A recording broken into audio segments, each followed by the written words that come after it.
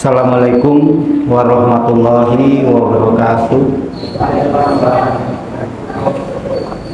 Innal hamdalillah nahmaduhu wa nasta'inuhu wa na'udzu billahi min shururi anfusina wa min sayyiati a'malina may yahdihillahu fala mudilla lahu wa may yudlil fala hadiya lahu. Asyhadu an la ilaha illallah wa asyhadu anna Muhammadan abduhu wa rasuluh. Rabbi sholli sadri wa yassirli amri wa hlul 'uqdatam min lisani yafqahu qawli.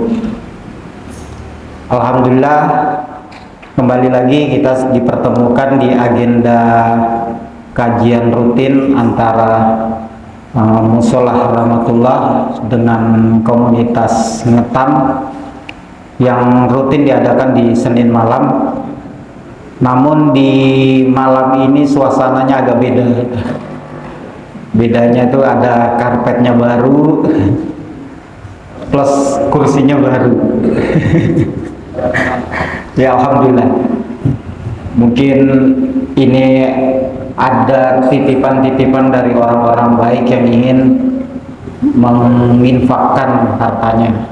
Ya mudah-mudahan kita doakan semoga yang sudah menginfakkan hartanya dilapangkan rezekinya, dilancarkan urusannya, dan mudah-mudahan akan terus hadir orang-orang baik yang akan mensupport Musholah Rahmatullah ke depannya. Tidak lupa kita mengucapkan rasa syukur kita kepada Allah Subhanahu wa taala karena rasa banyaknya nikmat-nikmat yang sudah diberikan. Salah satunya adalah nikmat yang suasana baru ini, kemudian nikmat yang ada di depan kita, sajian-sajian yang disajikan di depan oleh teman-teman, itu juga adalah bagian nikmat-nikmatnya. Kemudian juga nikmat yang Allah berikan adalah nikmat sehat, yang sehingga kita itu masih bisa melangkah ke Musholah Rahmatullah. Dan yang paling penting adalah nikmat iman. Nikmat iman inilah yang terus diberikan kepada kita, dan semoga itu bisa kita jaga. Menjaganya itu adalah dengan cara kita terus berkomitmen istiqomah dalam menuntut ilmu. Salawat dan salam juga tidak lupa kita aturkan kepada junjungan besar Nabi Muhammad SAW. Berkat beliaulah kita semua dipertemukan menjadi saudara seiman, menjadi saudara di dalam Musholah Rahmatullah ini, sehingga kita bisa dipertemukan, diperkumpulkan, dan mudah-mudahan kita nanti juga akan dipertemukan di surganya Allah dengan syafaatnya Rasulullah SAW. Ya, tidak terasa materi yang kita bawakan ini sudah masuk ke pembahasan hukum jual beli kredit. Yang di pekan lalu kita sudah masuk membahas tentang hukum jual beli. Karena kalau kita membicarakan tentang hukum jual beli, kemarin sempat saya sampaikan ada 3 macam hukum di dalam jual beli itu. Yang pertama ada hukum yang berdasarkan barang dagangan, kemudian hukum yang berdasarkan penyerahan harga, penetapan harga, dan yang ketiga adalah hukum yang berdasarkan macam-macam jual beli yang berdasarkan penyerahan harga. Nah, yang jual beli yang berdasarkan barang dagangan yang pernah kita sampaikan itu ada yang jual beli mutlak, di mana pertemuan antara barang dengan uang. Kemudian jual atau dikatakan itu juga al-bai'u al-mutlak. Nah, ada juga yang kedua adalah jual beli salam, ai-bai'us salam, yang mana pertemuan antara uang dengan barang juga, namun barangnya di belakang, atau jual beli pesan, jadi dia dibuat dulu. Kemudian ada yang jual beli sorf, yaitu pertukaran antara uang dengan uang. Dan yang keempat adalah jual beli barter, atau dikatakan bai'ul muqayyadah, yaitu jual beli barter antara barang dengan barang. Nah, itu kalau macam-macam barang dilihat dari barang dagangannya. Nah, ada juga yang kalau kita lihat dari jual beli yang berdasarkan penetapan harga. Ada yang jual beli dengan tawar menawar atau bai'ul musawaqah. Jadi terjadinya dengan tawar menawar. Ada juga yang jual belinya itu dengan lelang. Nah, itu penentuan harganya seperti itu dengan cara dilelang, atau bai'ul muzayadah. Nah, yang ketiga itu jual beli amanah. Nah, amanah ini, jual beli amanah tuh ada yang kayak di bank syariah, kayak jual beli murabahah. Nah, itu ada itu di bank syariah, itu biasanya seperti itu. Jual belinya itu pokoknya, harga pokoknya itu disampaikan, nanti keuntungannya ditetapkan sesuai dengan kesepakatan. Ada juga yang jual beli tauliyah, atau jual beli yang cuman menjual berdasarkan modalnya aja, jadi tidak ambil untung. Nah, itu jual beli tauliyah yang masuk di dalam jual beli amanah tadi. Kemudian ada yang jual beli apa itu, wadiah. Jual beli wadiah itu jual beli rugi. Jadi dia beli barang, ternyata begitu sudah beli barang, dia buka kotaknya, wah, tidak sesuai dengan yang saya harapkan nih. Ya sudah, saya jual aja lagi. Saya beli kemarin 5 juta, saya jual 3 juta aja sudah. Nah, itu jual beli rugi itu, atau wadiah. Tapi bukan kayak tabungan, bukan tabungan wadiah. Nah, itu beda. Kalau wadiah itu titipan. Nah, sekarang kita akan membahas tentang jual beli yang berdasarkan penyerahan harga. Nah, seperti apa jual beli penyerahan harga? Yang kemarin jual beli kontan. Nah, sekarang kita masuk pembahasan jual beli kredit. Seperti apa jual beli kredit? Maka kita akan mulai masuk pada pembahasan jual beli kredit itu apa-apa saja. Pembahasan yang akan kita bahas di sini berkaitan dengan memahami jual beli kredit itu secara mendalam. Yang kedua adalah memahami jual beli kredit untuk barang ribawi.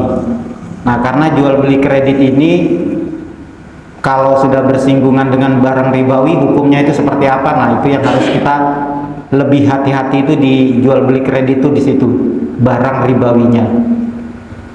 Kemudian yang ketiga adalah memahami jual beli kredit dengan dua harga. Karena nanti bisa saja dipertemukan dengan ada dua harga yang berbeda. Sepertinya di pekan lalu pernah diambil contoh. Nanti akan kita jelaskan lagi terkait jual beli kredit dengan dua harga. Dan yang keempat adalah memahami jual beli kredit secara inah. Nah, ini kalau inah ini mungkin asing buat kita, tapi pada faktanya ini ada terjadi di masyarakat. Nah, seperti apa inah itu? Nanti akan kita bedah terkait inah. Kalau spillnya itu, inah itu dia menspekulasi seolah-olah itu jual beli padahal hutang piutang. Nanti saya akan jelaskan terkait jual beli inah. Sekarang kita masuk ke pembahasan di poin utama, memahami tentang jual beli kredit. Nah, seperti biasa ketika kita membahas tentang jual beli, maka kita harus mengetahui tentang definisi dari jual beli, termasuk dalam akad-akad lain kita harus tahu definisinya atau takrifnya. Karena definisi ini diambil dari oleh para ulama yang dia menyimpulkan dari beberapa dalil-dalil, kemudian menjadilah namanya ta'rif atau definisi akad, termasuk dalamnya definisi jual beli. Di pekan lalu sudah pernah kita sampaikan tentang definisi jual beli, cuman kami coba menyampaikan kembali agar kita bisa mengingat terus. Sebisa mungkin minimal kita bisa mengetahui, menghafal walaupun yang terjemahannya. Nah, itu yang harus bisa kita pahami, karena dengan memahami ini, ketika ada melakukan sebuah transaksi, kita mudah untuk mengidentifikasi ini masuk dalam jual beli kredit kah, jual beli kontan kah, atau dia jual beli salam, istisna, apakah samsaroh, apakah ijaroh, apakah wadiah. Nah, di Islam tuh banyak sekali. Nah, kalau kita tahu definisi-definisinya, minimal yang terjemahannya saja, kita bisa mengidentifikasi. Dan setiap akad nanti akan berbeda dalam menghukumnya. Untuk mencari kasusnya itu masuk dalam kategori yang sah, batal, atau fasad. Nah, poinnya kan di situ nanti. Secara definisi jual beli seperti yang disampaikan di pekan lalu adalah al-bai'u huwa mubadolatu malin bimalin ala sabili tamliki antarodin. Mubadolatu malin bimalin, pertukaran harta dengan harta, ala sabili tamliki, yang menimbulkan kepemilikan. Nah, ini konsennya di sini. Konsekuensi akad itu di situ. Di tengah-tengahnya ini yang itu terjadinya perpindahan kepemilikan antarodin atas dasar saling rela atau saling ridho. Nah, itu secara definisi dari jual beli. Kita konsen di poin ini yang ada tanda merahnya ini. Sabili tamliki, yaitu menimbulkan kepemilikan, atau di dalam bahasa Arabnya itu muqtadol akad, atau konsekuensi dari akad. Ketika sudah terjadi jual beli, maka itu sudah terjadi kepemindahan kepemilikan. Walaupun nanti sudah ada di dalam batin kita itu ternyata menyesal dalam membeli, aduh ndak ridho lah, tapi dalam hati, maka itu tidak merubah status kepemilikan tadi. Karena yang dihukumi di dalam jual beli itu adalah yang zohirnya saja. Nahnu nahkumu bizohiri, yang dihukumi itu adalah yang zohirnya saja. Setelah kita mengetahui tentang apa itu definisi jual beli, maka kita juga harus mengetahui macam-macam jual beli. Seperti yang saya sebutkan tadi di awal, macam-macam jual beli itu terbagi menjadi tiga. Ada yang dijual beli berdasarkan barang dagangannya, ada yang jual beli berdasarkan penentuan harga, ada jual beli yang berdasarkan penyerahan harga. Nah, kita konsennya pada jual beli penyerahan harga. Yang ini masuk dalam kategori jual beli penyerahan harga.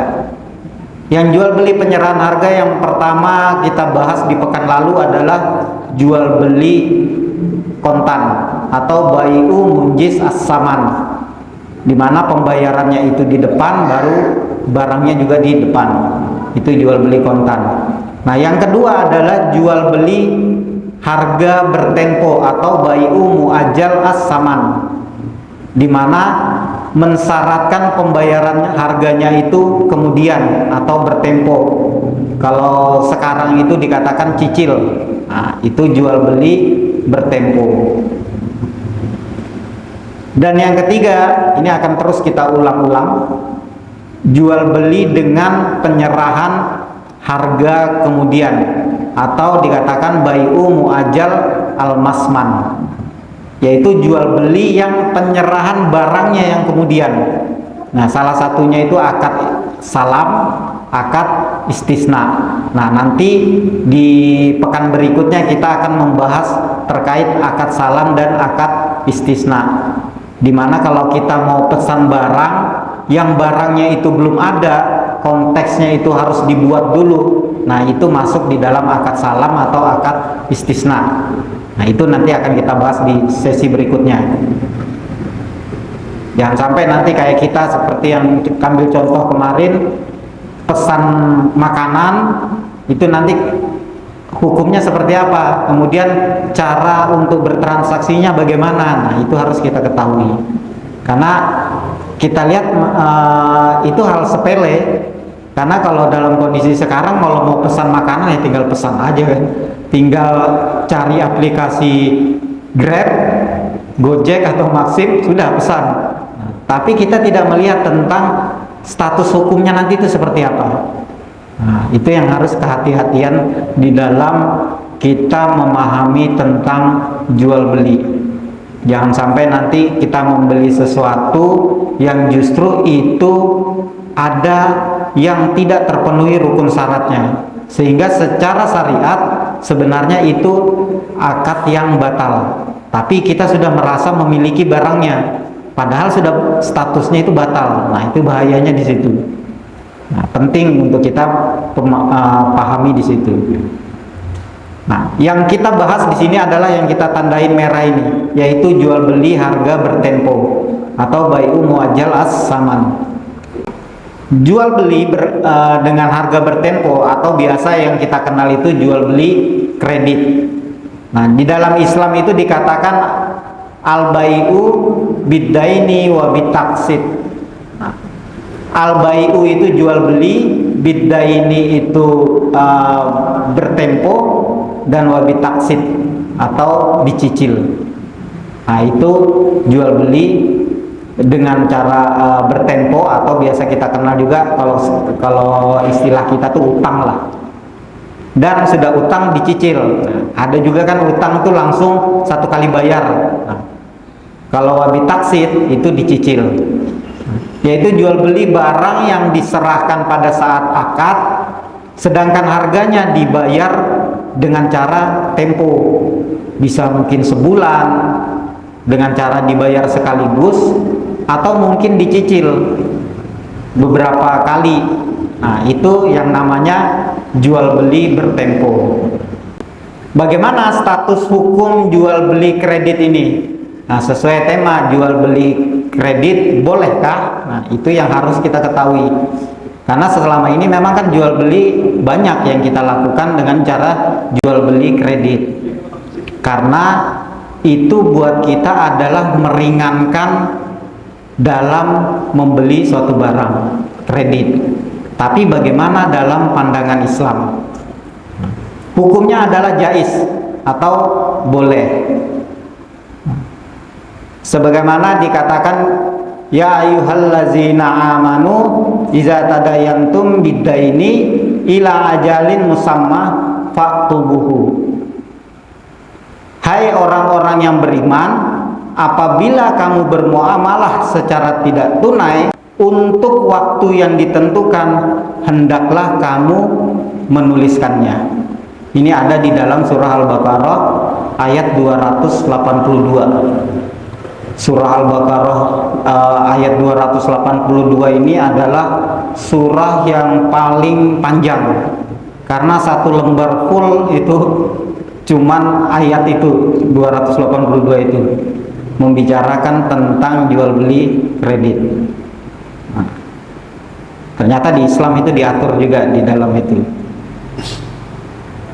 Selain itu juga ada dalam hadisnya Rasulullah, anna Rasulullah sallallahu alaihi wasallam istaroi min yahudiyin ta'aman ila ajalin wa rohanahu dir'an lahu min hadidin.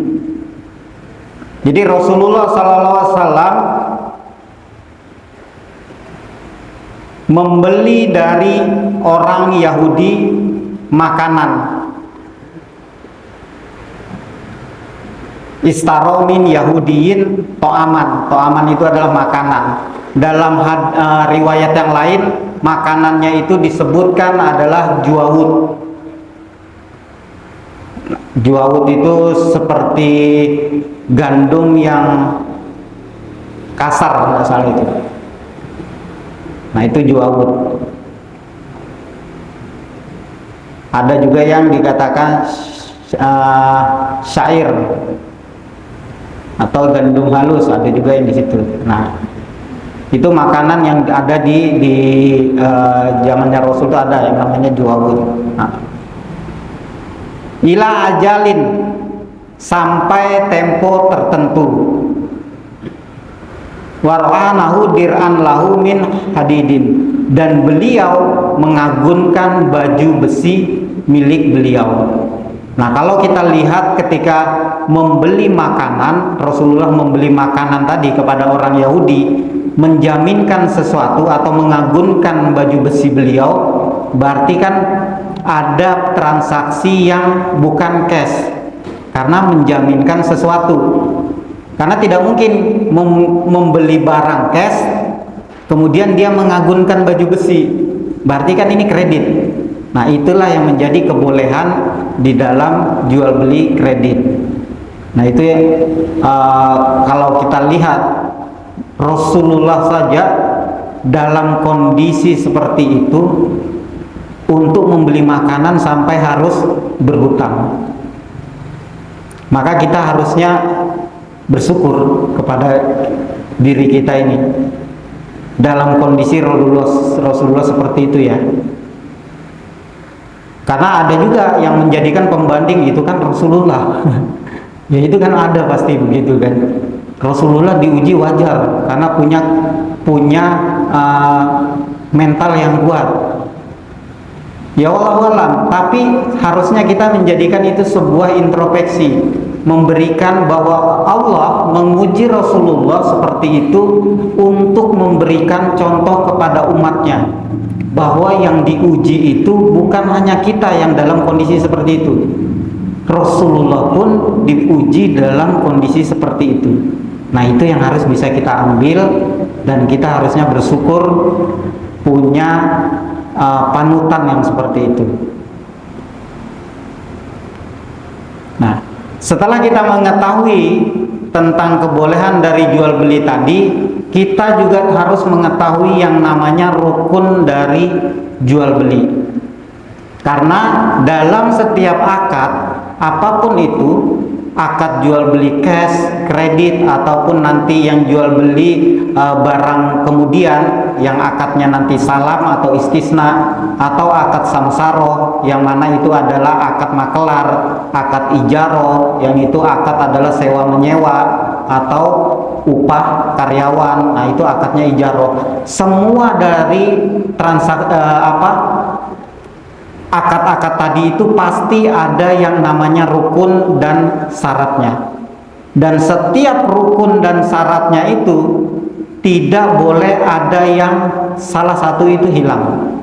Karena kalau salah satu itu hilang, maka bisa terjadi batal di dalam akadnya tadi. Nah, pada umumnya rukun dari jual beli itu selalu ada 3. Yang pertama itu adalah al-aqidani, yaitu dua pihak yang berakad, yang mana antara penjual dengan pembeli. Kemudian yang kedua adalah mahalul akad, atau biasa juga disebut makot alaihi, yaitu objek akadnya. Nah kalau dalam jual beli itu objek akadnya adalah barang dan harga.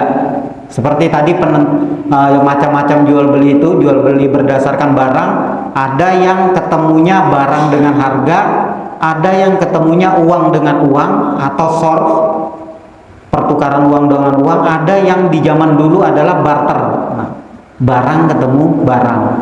Nah kalau dalam jual beli yang keumuman sekarang adalah barang dengan harga. Nah itu objek akadnya. Dan yang ketiga adalah sigot. Sigot ini adalah ungkapan ijab dan kabul. Karena di dalam jual beli itu harus ada yang mengijab dan ada yang mengkabul. Kalau di dalam 4 mazhab itu, kalau tidak salah Imam Syafi'i itu syaratnya itu yang mengijab harus penjual. Tapi kalau di dalam mazhab lain yang mengijab itu boleh penjual, boleh pembeli. Nah, cuman kalau di keumuman kita itu boleh penjual dan boleh pembeli. Nah, itu sah-sah saja.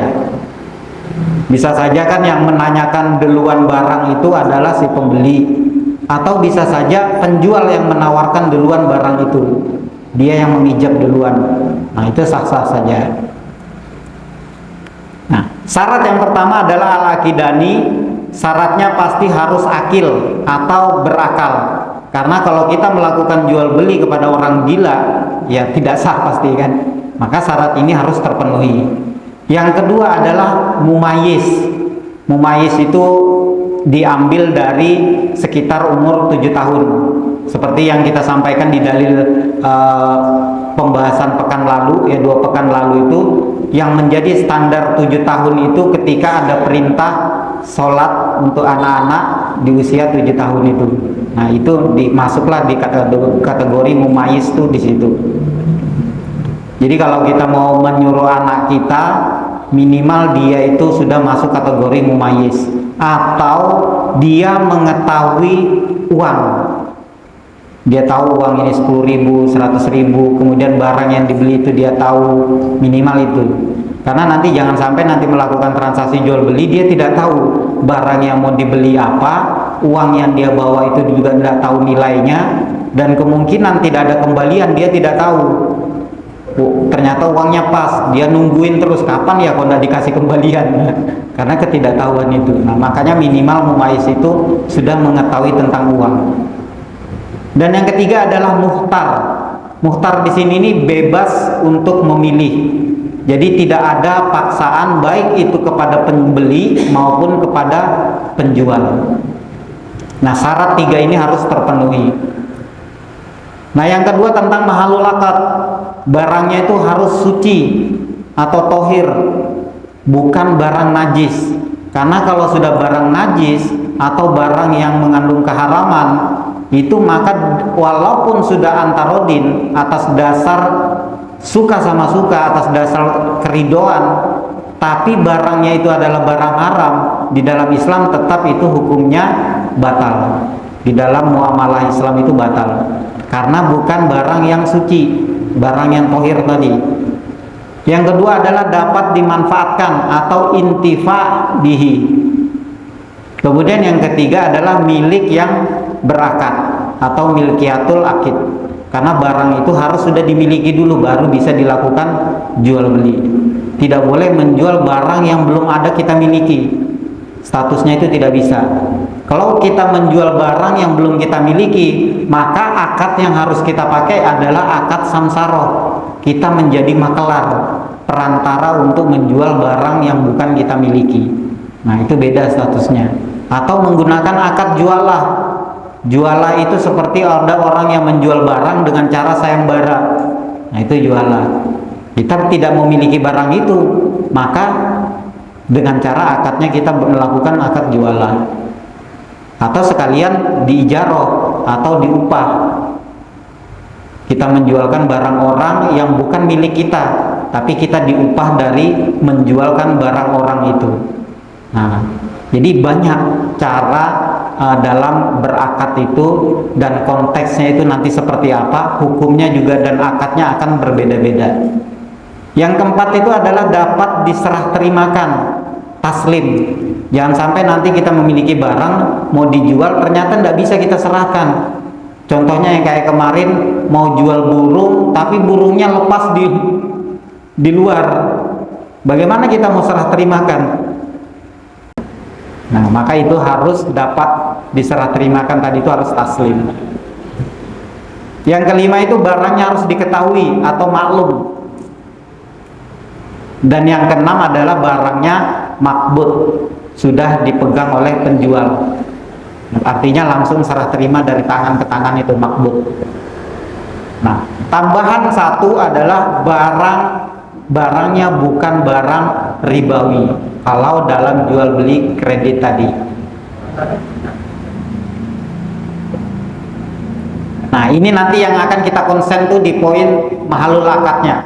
Selalu setiap kita melakukan sebuah pembahasan nanti dalam setiap akad-akad, fokusnya itu kita cuman hanya pembahasannya ke mahalul akad atau poin 2 tentang objeknya akad tadi. Kalau yang ketiga tentang sigot, syaratnya itu ada 4. Yang pertama adalah muafik, berkesesuaian antara ijab dengan kabul. Kalau misalnya kita berijab itu harganya 110, kemudian yang mengkabul atau si pembeli itu ngomongnya, baik saya beli barangnya 100. Nah kan tidak berkesesuaian. Satu ngomong 110, satu ngomongnya 100. Nah harus berkesesuaian.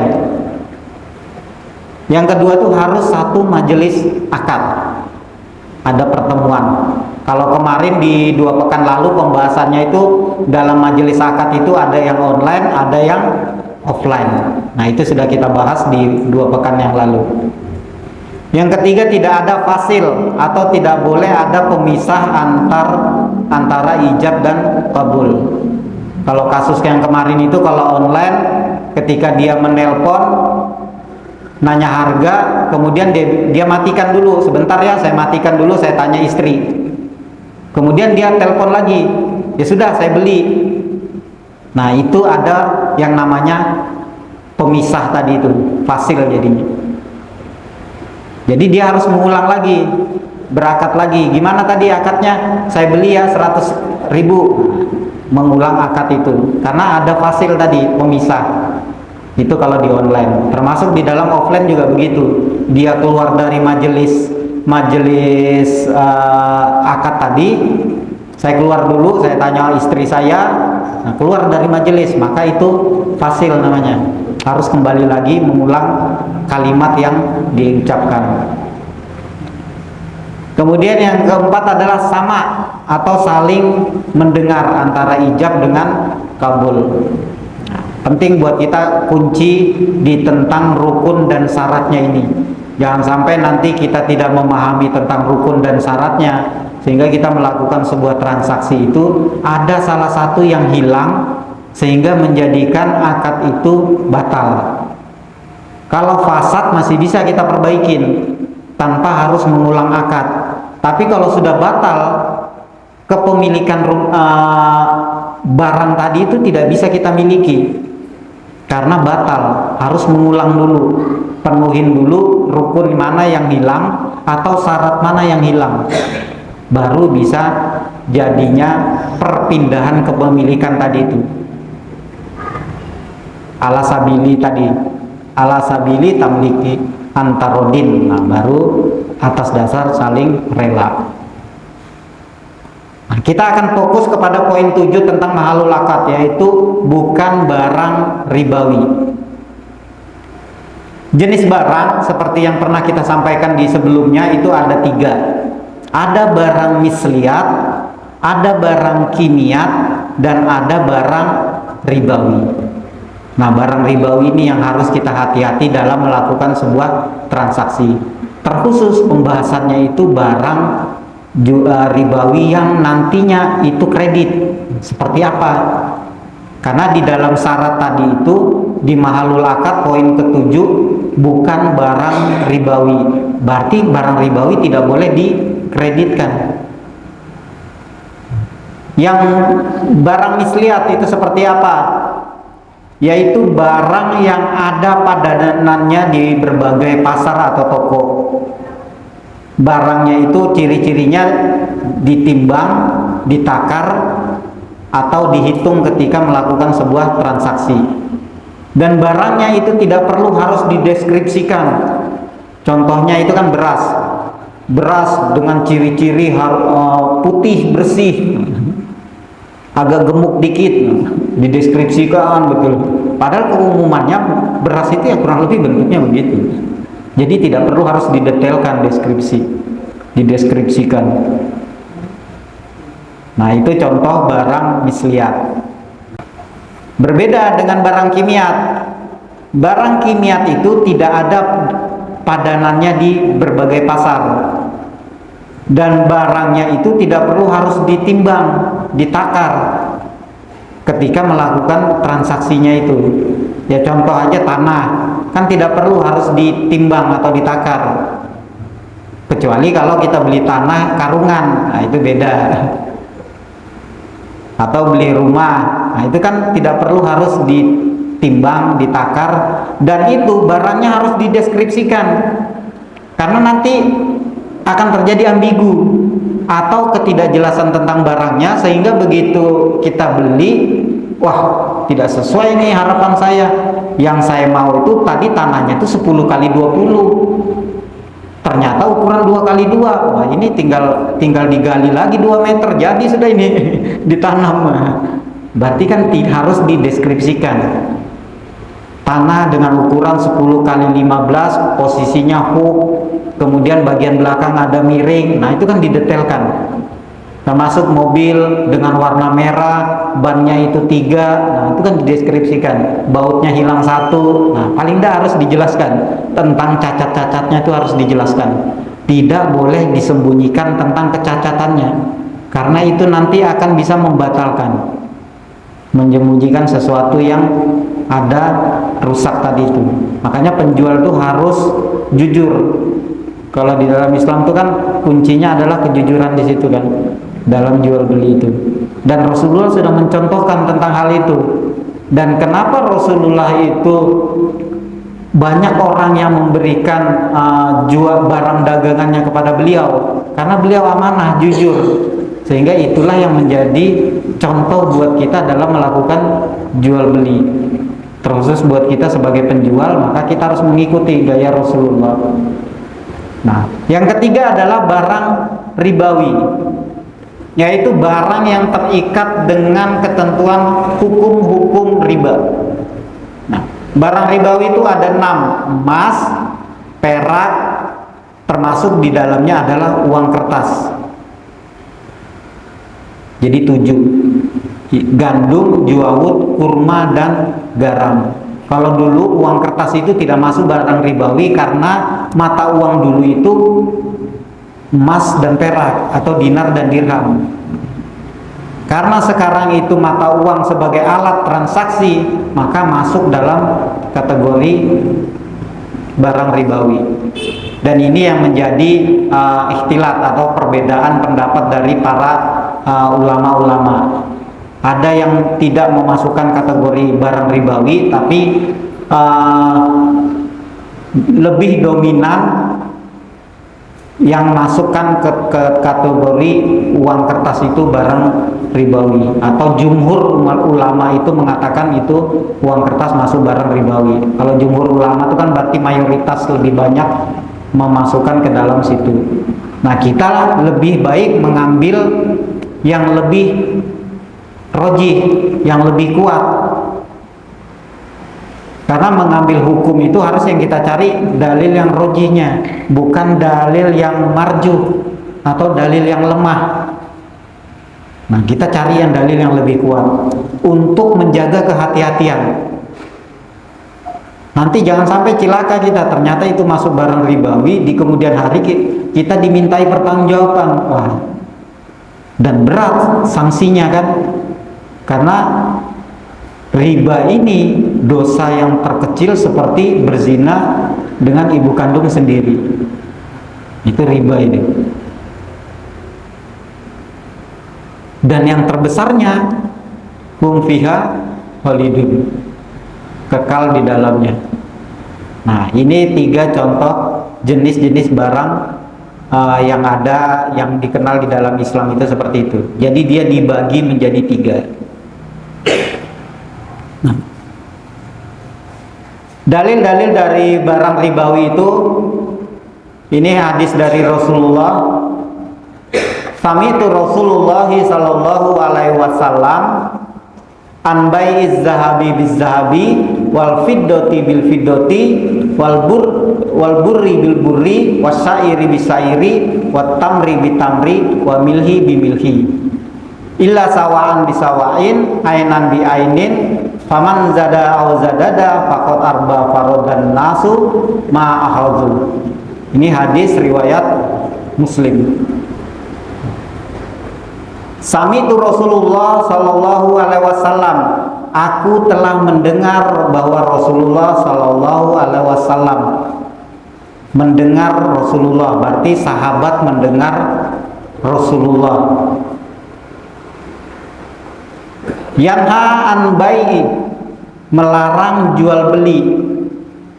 Apa yang dilarang? Yang pertama adalah az-zahabi biz-zahabi, yaitu emas dengan emas, wal fiddati bil fiddati, perak dengan perak, wal burri bil burri, burri itu gandum, burri wal burri, wasairi bisairi, atau juawut tadi itu gandum yang halus, terus watamri bitamri, kurma dengan kurma, wa milhi bimilhi, garam dengan garam. Nah, berarti garam ini masuk dalam barang ribawi. Ila sawaan bisawain, ainan bi ainin, yaitu kecuali sama dan sepadan dan secara kontan. Nah, berarti kan tidak boleh kredit tuh. Faman zada au zadada faqad arba faraddan nasu ma akhazu. Maka siapa saja yang menambahkan atau minta tambahan, maka dia telah melakukan riba. Maka manusia dilarang untuk mengambilnya tadi. Kemudian di hadis lain dari Rasulullah juga, qala Rasulullah sallallahu alaihi wasallam, az-zahabu biz-zahabi tabiruhu wa ainahu wasnan, waznan bi wasnin, wal fiddatu bil fiddati tibruhu wa ainahu wasnan bi wasnin, wa milhu bi milhi, wa tamru bi tamri, wa burru bil burri, wasairu bisairi, sawaan bisawain, mislan bi mislin, faman zada au zadada faqad arba. Nah, ini hadis riwayat An-Nasa'i. Emas dengan emas, biji dan zatnya harus sebanding timbangannya. Perak dengan perak, biji dan zatnya harus sebanding timbangannya. Garam dengan garam, kurma dengan kurma, bur dengan bur atau gandum tadi, kemudian syair dengan syair atau juawut, sama dan sepadan. Maka siapa saja yang menambahkan atau minta tambahan, maka dia telah melakukan riba. Dalil lain juga dikatakan, az-zahabu biz-zahabi, wal fiddatu bil fiddati, wal burru bil burri, was-sairu bis-sairi, wat tamru bitamri, wa milhu bimilhi, mislan bimislin, sawaan bisawain, yadan biyadin. Fa iza talafat hazil asnaf fa bai'uhu kayfasitun iza kana yadan biyadin. Emas ditukar dengan emas, perak dengan perak, gandum dengan gandum, juawut dengan juawut, kurma dengan kurma, garam dengan garam, yang sejenis harus sama takarannya dan harus dilakukan dengan cara kontan. Dan jika berbeda jenisnya, maka jualah sesukamu asal dilakukan dengan cara kontan. Contoh, jika emas harus ditukar dengan emas, walaupun emasnya itu dengan kualitas yang berbeda, harus emas dengan emas. Kurma dengan kurma, tidak, walaupun nanti pertukarannya ada kurma yang kualitas bagus dengan yang buruk, yang di bawahnya, itu harus sama, takarannya itu harus sama, beratnya itu harus sama. Dan itu pernah dilakukan oleh sahabat, kemudian ditegur oleh Rasulullah. Karena ada yang menjual dengan kualitas bagus, kemudian yang satu membawa dengan kualitas buruk. Jadi yang kualitas bagus itu dikasih dengan jumlah yang sedikit, yang kurang bagus jumlahnya banyak, karena melihat dari kualitas. Kemudian ditegur oleh Rasulullah, harus sama. Jika kamu mau melakukan transaksi itu, maka juallah dalam bentuk jenis yang berbeda. Seperti yang dikatakan tadi, juallah susu kamu. Berarti yang bagus tadi, kualitas bagus tadi, jual dulu. Setelah itu dapat uangnya, kalau dulu kan dinar dirham, sudah dapat uang, baru beli yang kualitas yang rendah tadi. Itu yang dikatakan tadi, jika jenisnya berbeda, maka juallah susu kamu. jual dulu yang ada yang bagus, kemudian kalau mau beli yang buruk, yang kurang bagus tadi dengan takaran atau timbangannya yang lebih banyak, baru kita beli yang itu. Jadi tidak boleh menukar dengan yang jenisnya sama tapi dengan timbangan yang berbeda, karena tadi itu harus sama takarannya. Nah, itu bedanya kalau menukar dengan barang ribawi dengan jenis yang sama. Caranya adalah menjual dulu. Sama kayak menukar emas dengan emas. Ternyata yang kita ketahui mengenai emas yang kualitas bagus tuh antam. Kemudian ada kita punya emas dengan berat yang lain, tapi kualitasnya kurang bagus, mungkin dengan merek yang lain. Secara harga pasar, harga emas antam itu lebih tinggi dibandingkan yang satunya. Akhirnya menukarnya itu di sini yang 5 gram, di sini dikasih 4 gram karena antam lebih mahal nih. Nah, itu tidak boleh. Kalau mau seperti itu, sama kasusnya dengan kurma tadi, jual aja antamnya dulu. Misalnya antam itu harganya 2 juta, yang ini cuma 1.800.000, ya jual aja antamnya 2 juta, baru belikan ini 1.800.000.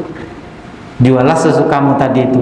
Nah, begitu cara membeli dalam barang ribawi itu seperti itu. Nah, kemudian di sini dikatakan dalam hadis Rasulullah, dia bertransaksi dengan Tohibah bil Ubaidah di Mekah sebesar 100 dinar. Kemudian Tolhah mengambil uang emas tersebut dan mulai dilihat-lihat darinya, kemudian berkata, tunggu ya sampai datang bendaharaku dari hutan untuk membayarnya. Kemudian saat itu juga langsung Umar mendengar dan menegur. Beliau berkata, demi Allah, dia tidak boleh berpisah kecuali sampai dia mendatangkan uangnya dulu, baru bisa melakukan transaksi tadi. Jadi sahabat Rasulullah itu, Tolha itu membeli barangnya yang tadi itu dalam bentuk 100 dinar, tapi karena uangnya belum ada, barangnya dia ambil duluan. Langsung ditegur oleh Umar, karena ini barang ribawi nih. Artinya harus apa? Yadan biyadin, harus dari tangan ke tangan. Barangnya harus ada dulu, baru uangnya ada dulu, baru bisa ijab kabul. Tidak boleh ada salah satu tertunda. Misalnya uangnya belum ada, kemudian barangnya ada. Nah, emas itu tidak boleh seperti itu, membeli emas itu. Makanya tidak boleh menjadikan dalil, tidak boleh emas itu kredit itu ini yang ada ketika sahabat Rasulullah itu Tolhah ditegur langsung oleh Umar. Azzabu bil fiddati riba illa ha'a wa ha'a.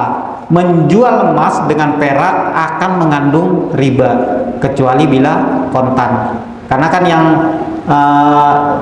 yang dibeli ini kan dia membeli emas dengan menggunakan perak. Nah, itu kan beda jenis, boleh. Tapi karena tidak kontan menjadi riba. Karena dia tunggu bendahara saya yang dari hutan untuk membawa uangnya. Tapi emasnya sudah diambil. Ditegurlah sama Umar. Demi Allah, kamu sudah melakukan terjadinya pemisahan antara uang dengan emas tadi itu, dan kamu sudah melakukan riba, sehingga dia batalkan menunggu bendaharanya datang dulu bawa uang, baru melakukan transaksi agar tidak terjadi riba tadi itu. Kemudian di hadis lain, juallah emas dan perak sesuka kalian dengan syarat harus yadan biyadin, harus kontan.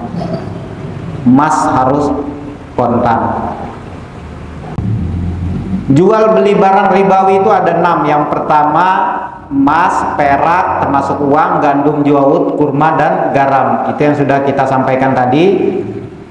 Jika barang ribawi sejenis ditukarkan, maka harus sama dan setimbang. Jika uang kertas nilainya harus sama 100.000 dengan pecahan 100.000. Misalnya 100.000 kita tukar dengan uang 5 ribuan, nilainya harus sama, jumlahnya 100.000.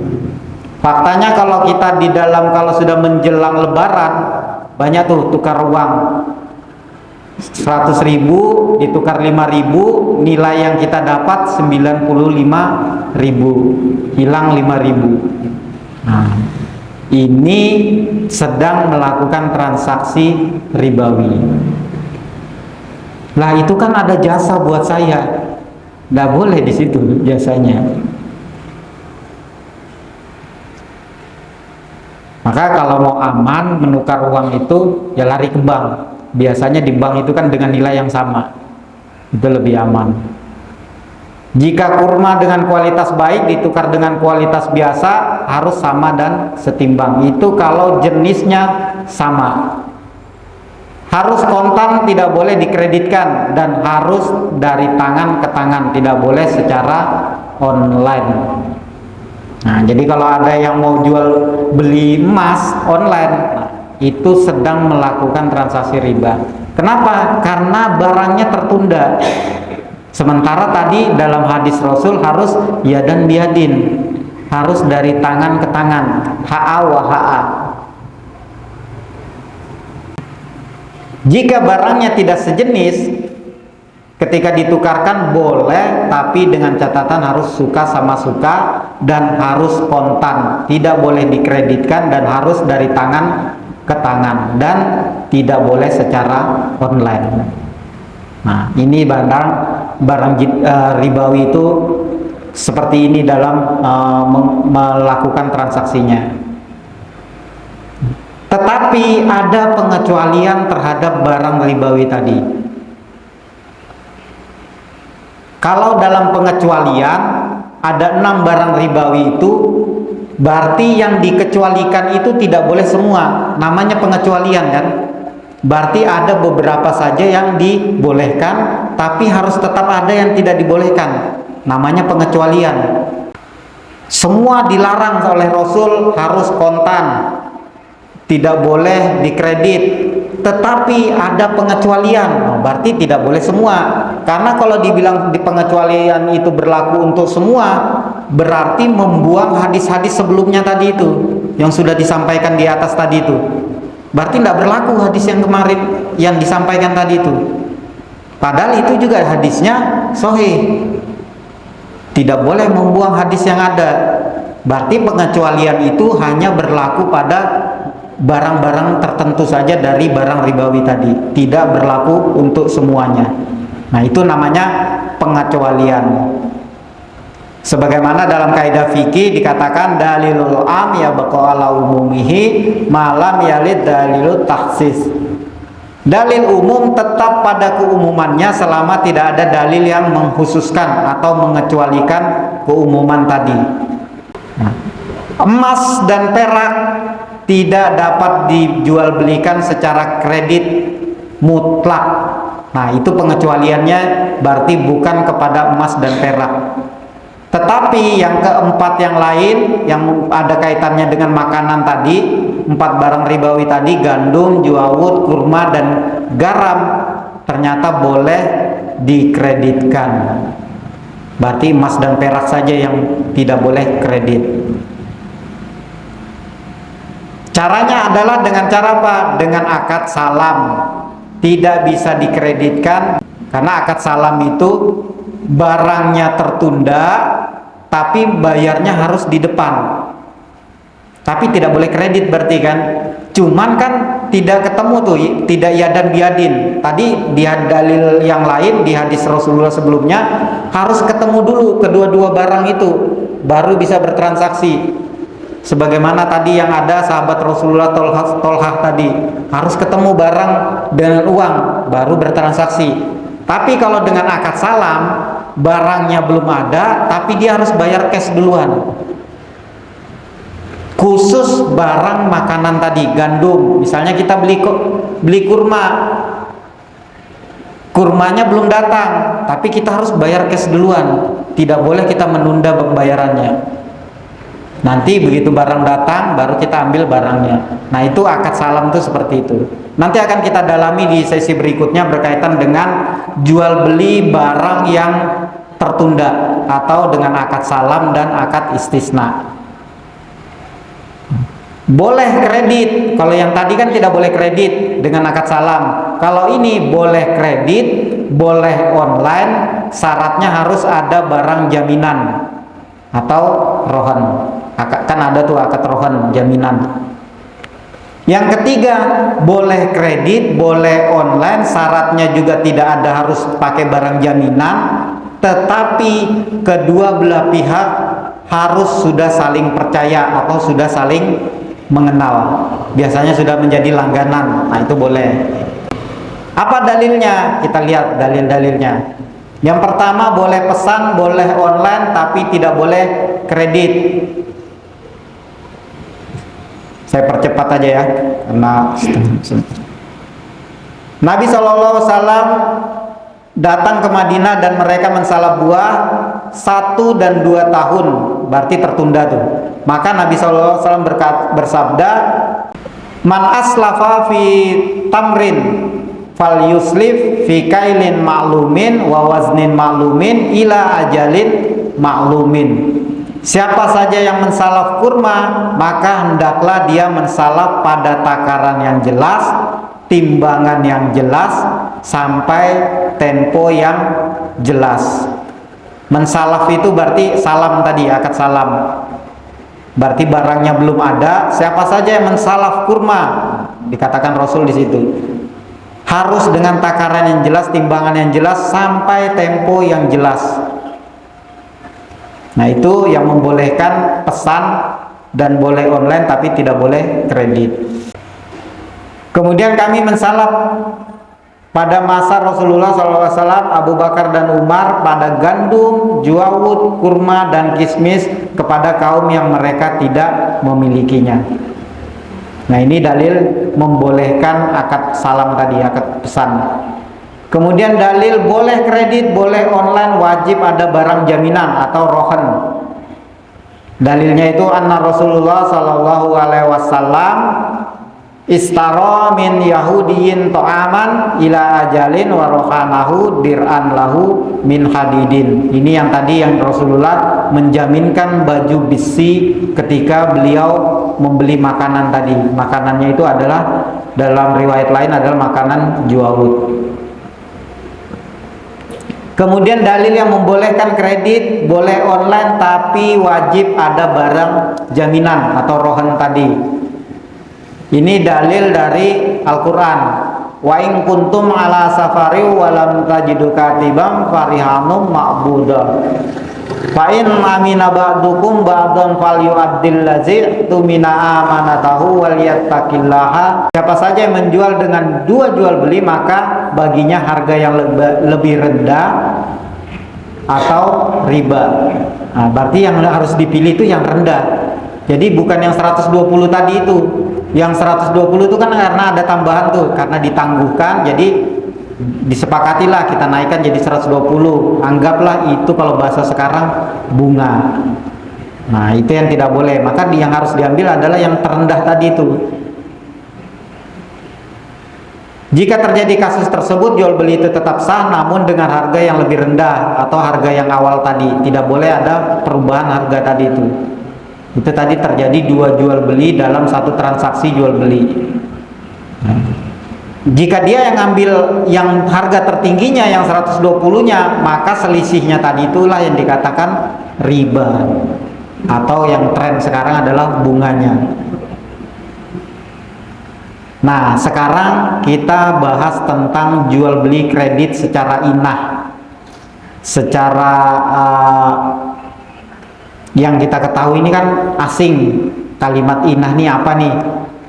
Jadi konteksnya itu misalnya begini, sebenarnya saya tuh butuh uang, saya butuh uang, cuman kalau saya mau pinjam, yang memberi pinjaman ini tidak mau mengasih kalau ndak ada tambahan. Wah, rugi dong, Saya kasih pinjam kamu 10 juta, baliknya 10 juta kamu cicil lagi, kan rugi buat saya. Tambahinlah 1 juta biar 11 juta kembalinya walaupun kamu cicil. Nggak boleh, itu riba.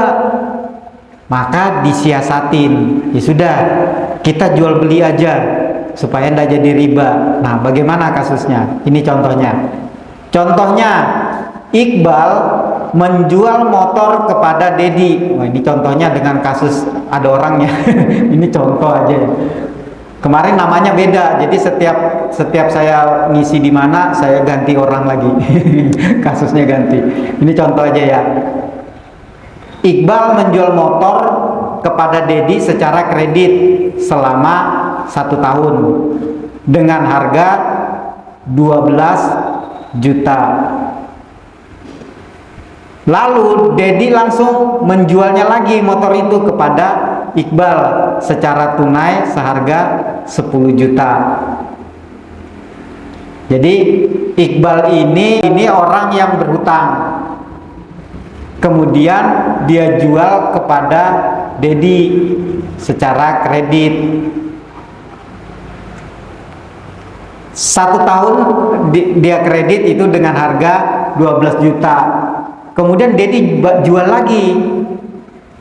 lagi motor itu kepada Iqbal supaya Dedi itu dapat harga uang 10 juta. Intinya tuh dia butuh uang 10 juta.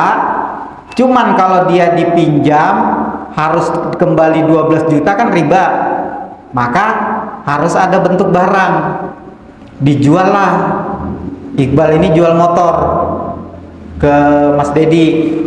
Karena kan Mas Dedi ini yang mau pinjam uang. Nih, kamu beli aja sudah motorku 12 juta. Terus sama Mas Dedi, ya sudah saya beli walaupun belum memberikan uang, kan kredit ceritanya.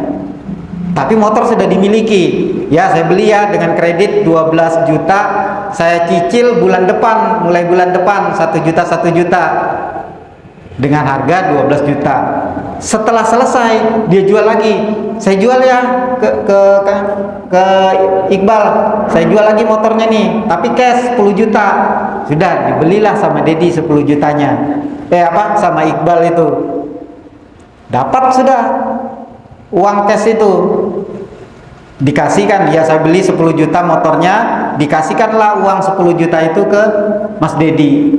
Dapat Mas Dedi uang 10 juta. Intinya saya butuh uang 10 juta. Cuman karena pinjam uang Mas Iqbal mau minta lebih 2 juta tapi riba. Jadi dikamuflase dengan cara ambil motornya Iqbal, beli Mas Dedi 12 juta, dibeli. Mas Iqbal, saya jual lagi 10 juta, dijual, dapatlah uang 10 juta. Nah, ini transaksi inah. Hutang piutang, butuh uang tadi itu seakan-akan dia menyiasatin transaksi riba dengan cara jual beli motor. Hakikatnya dia tidak butuh motornya, yang dia butuh tuh uangnya. Setelah itu nanti si Iqbal ini menyerahkan 10 juta ke Mas Dedi, setahun lagi nanti Mas Dedi baru nyicil 12 juta. Kan sudah terjadi transaksi jual beli motor secara kredit tadi, dicicil 12 juta walaupun uangnya belum didapat sama Mas Iqbal, tapi kan dicicil nanti setiap bulan. Tapi Mas Dedi sudah dapat 10 juta dengan cara menjual lagi motornya ke Mas Iqbal. Dapat sudah cashnya, karena butuhnya sebenarnya uang. Nah, itu cara menyiasatin inah tadi itu. Bolehkah itu? Tidak boleh. Itu haram. Karena pada hakikatnya Allah itu tahu kita ini sebenarnya butuh uang, mau menyiasatin Allah supaya tidak riba, maka kita jual beli anu aja sudah. Nah, saking pintarnya manusia tuh begitu, mengakal-akalin. Daripada kita kena riba, mending jual beli aja. Ini yang dikatakan jual beli inah, dan itu hukumnya haram. Karena para fuqaha atau para ulama itu mengatakan ini adalah al-bai' al-inah. atau jual beli inah. Banyak dalilnya itu. Di antaranya ini dikatakan di sini. Yang poin di sini dikatakan bil inati. Nah, berarti kan detail itu menjelaskan tentang inah. Jika manusia bakhil dengan dinar dan dirham, berjual beli secara inah. Nah, di situ ada dalilnya langsung disebutkan inah. Atau mengikuti ekor sapi, sibuk beternak dan meninggalkan jihad fisabilillah. Kalau yang lainnya ini terkait kasus yang lain, tapi ada poin yang penting berjual beli secara inah. Nah, ada kaitannya di situ. Niscaya Allah menurunkan atas mereka kehinaan. Allah tidak akan mengangkat kehinaan itu dan dari mereka hingga mereka kembali kepada agama mereka. Nah, ini larangan tentang jual beli inah tadi itu. Dulu juga saya memahami tentang inah itu kayak mana sih maksudnya ini. Putar-putar dia kan transaksinya itu. Ya intinya sebenarnya uang, butuh uang, pura-pura jual beli barang lagi. Nah, itu inah itu. Nah, penutup. Jadi poin dari pembahasan materi ini di pekan ini adalah kita harus memahami tentang jual beli kredit tadi secara mendalam. Yang kedua, kita harus memahami tentang jual beli kredit terkhusus barang ribawi. Ada yang pengecualian tadi.